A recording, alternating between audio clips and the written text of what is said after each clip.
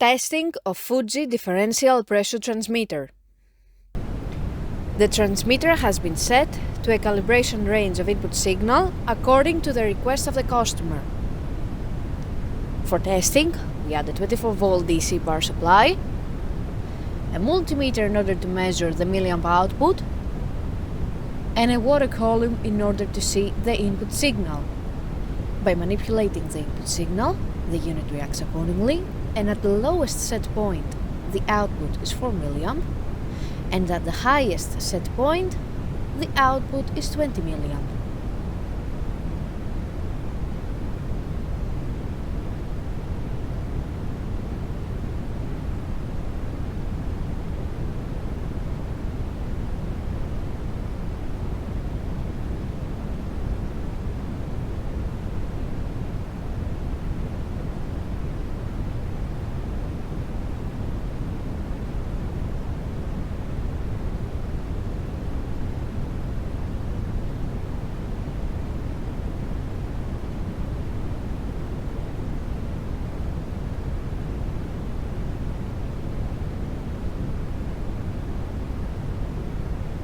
It is now clear that the transmitter is working successfully and is ready to be delivered to the customer.